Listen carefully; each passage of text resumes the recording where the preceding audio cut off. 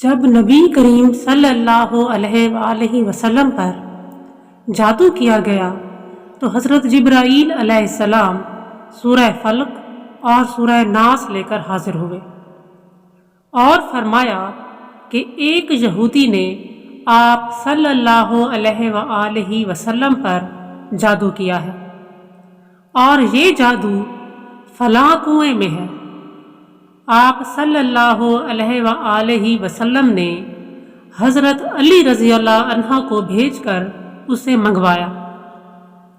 یہ ایک کنگھی کے دندانوں اور بالوں کے ساتھ 11 گرہیں پڑی ہوئی تھیں اور موم کا ایک پتلا تھا جس میں سوئیاں چبھوئی ہوئی تھیں۔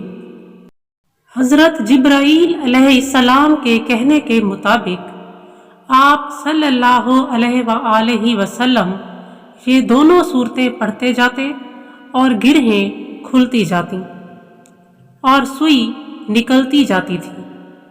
خاتمے تک پہنچتے پہنچتے ساری گرہیں بھی کھل گئیں اور سوئیاں بھی نکل گئیں اور آپ صلی اللہ علیہ وآلہ وسلم اس طرح ہو گئے جیسے کوئی شخص جکڑ بندی سے آزاد ہو جائے۔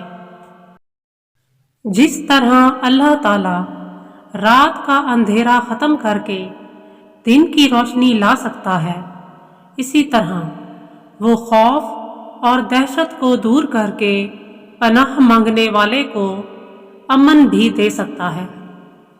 ان دونوں صورتوں میں شیطان، جہنم اور ہر اس چیز سے پناہ مانگی گئی ہے جس سے انسان کو نقصان پہنچ سکتا ہے۔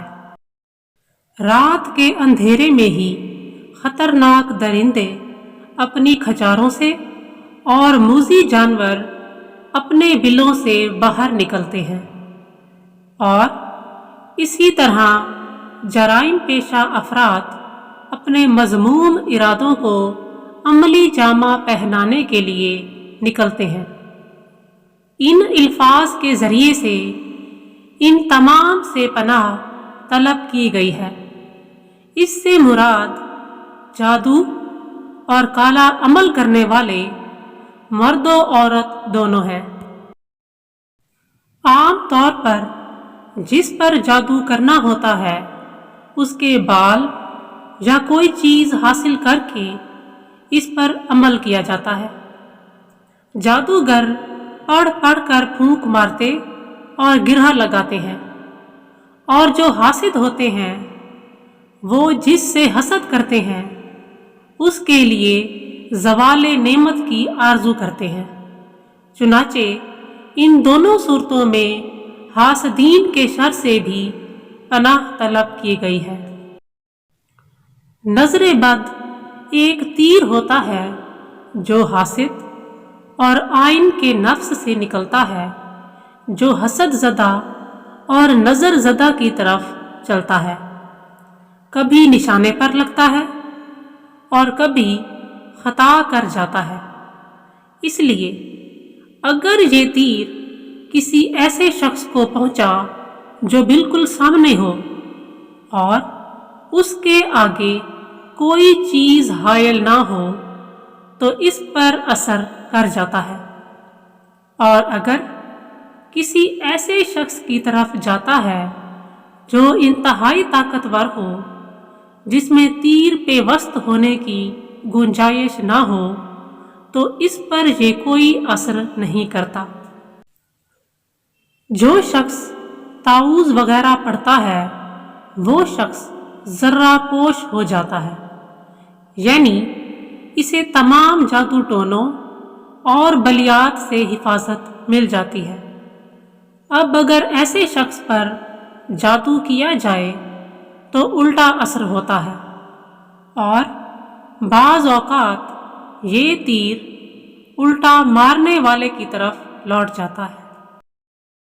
حضرت سہیل بن حنیف رضی اللہ تعالی عنہ بیان کرتے ہیں کہ ہمارا گزر ایک سیلاب زدہ ندی سے ہوا۔ میں نے اس میں داخل ہو کر غسل کر لیا۔ جب باہر نکلا تو بخار زدہ تھا۔ یہ خبر رسول اللہ کو دی گئی تو آپ صلی اللہ علیہ وآلہ وسلم نے فرمایا کہ سہیل سے کہو کہ طاؤس کریں۔ میں نے عرض کی کہ اے میرے آقا، جھاڑ پھونک کرنا بہتر رہے گا۔ آپ صلی اللہ علیہ وآلہ وسلم نے فرمایا کہ نظر بد اور بخار اور ڈنک مارنے کے علاوہ کسی شے کے لیے جھاڑ پھونک کرنا جائز نہیں۔ معوذتین پڑھنے سے نہ صرف یہ کہ نظر بد کے اثرات ختم ہو جاتے ہیں، بلکہ پڑھنے والے کو اپنی قوت ایمانی کی وجہ سے ان معوذتین سے بہت فائدہ حاصل ہوتا ہے۔